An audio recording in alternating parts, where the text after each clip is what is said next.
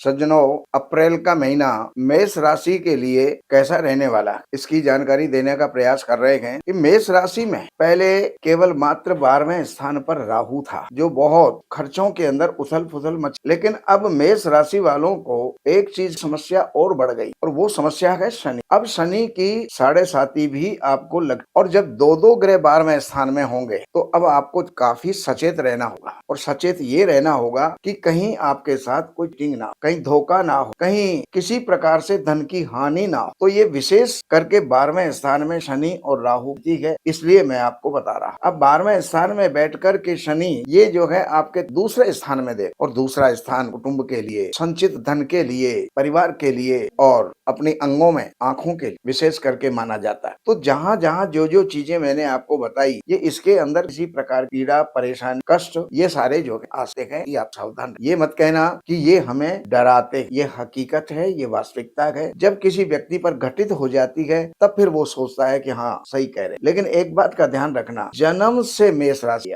नाम रखा हुआ नहीं होना। जो पत्रे के अंदर मेष राशि, उसके आधार पर आपको देख, राहु की स्थिति भी 12वें है और उसकी जो दृष्टि है वो आप चतुर्थ स्थान पर जा, अर्थात आप थोड़े से व्यग्र रहें, चिंतित रहें। एक चिंता गई कि दूसरी चिंता सामने आएगी। कुछ भूमि, कुछ भवन, कुछ वाहन या माता के संबंध में कोई ना कोई परेशानी आपको आए। इन्हीं की दृष्टि शनि और राहु दोनों की दृष्टि 6ठे स्थान में जा रही। जब इतनी बातें अगर नेगेटिव हो सकती हैं तो कोई ना कोई पॉजिटिव, सकारात्मक भी है, बढ़िया भी है। और वो क्या है कि दोनों की दृष्टि 6ठे स्थान में जा रही। अगर आप ऋणी हैं तो ऋण से मुक्ति के रास्ते निकल, अगर आप रोगी हैं तो रोग से छुटकारा मिलने की उम्मीद बंधेगी। तीसरे नंबर पर अगर आपके शत्रु बहुत हैं, कोर्ट में केस हैं और भी कुछ परेशानियों में आप, तो उनका हल निकल। और इन्हीं राहु की दृष्टि सप्तम स्थान में, नवम स्थान में है या अष्टम स्थान में है, तो उस सप्तम दृष्टि से अष्टम स्थान को देख रहा। तो ये जो दृष्टि इसकी नवम स्थान के अष्टम स्थान के अंदर जा रही है, ये स्वास्थ्य को अकस्मात कोई ना कोई जो है घटना, दुर्घटना इस प्रकार की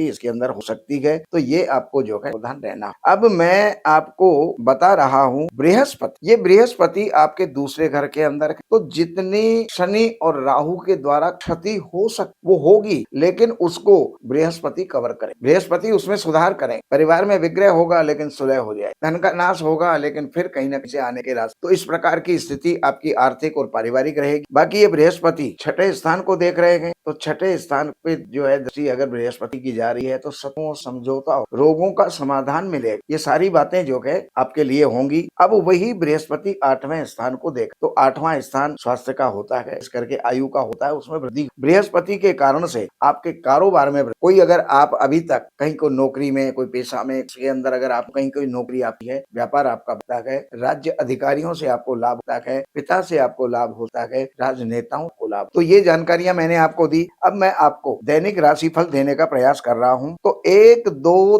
3 तारीख है और 4 और 5 तारीख, ये आपके लिए बहुत बहुत सुखद लाभ देने वाली और खुशियां प्रदान करने वाली। और 6 और 7 तारीख ये थोड़ी सी आपको चिंता में रख सकती है, अकारण कोई चिंता इस समय पर आ सकती है, तो उसका निवारण भी हो जाएगा, लेकिन शिव की आराधना आपको करनी। अब आपके 8, 9 और 10 तारीख ये सभी वर्ग के लोगों के लिए, चाहे वो मजदूर है, किसान है, व्यापारी है, स्त्री है, पुरुष है, विद्यार्थी है, वो हर किसी के लिए ये 3 दिन बहुत बढ़िया जाने वाले। इनके रिजल्ट, कोई भी काम अगर आप कर रहे हैं तो उसका रिजल्ट अच्छा आने वाला है। और 11 और 12 तारीख इसके अंदर आपको सावधान रहना। किसी के साथ कोई विवाद होता है, झगड़ा होता है, तो अपनी वाणी पर कंट्रोल रखें, अपने व्यवहार सुंदर बनाए। 13, 14 और 15 तारीख ये अगर कोई व्यापारी है तो उनका कोई ना कोई पार्टनर होगा, गृहस्थी है तो पत्नी होगी, पुरुष होगा, तो इनके साथ अच्छे तालमेल समय पर बने। 16, 17 तारीख ये जो है आपके स्वास्थ्य के लिए, इसमें आपके स्वास्थ्य पर कोई विपरीत प्रभाव पड़ सकता है। कोई लंबी यात्रा योजना है, समय पर स्थगित कर देना, छोड़ देना। 18, 19, 20, 21, 22, 23 और 24 ये जो तारीखें हैं, तो 24 तारीख तक ये 7 दिन बनते हैं। ये आपके लिए भाग्य की वृद्धि करने वाले भी, रुके हुए कार्यों को पूर्ण करने वाले भी, कोई आपके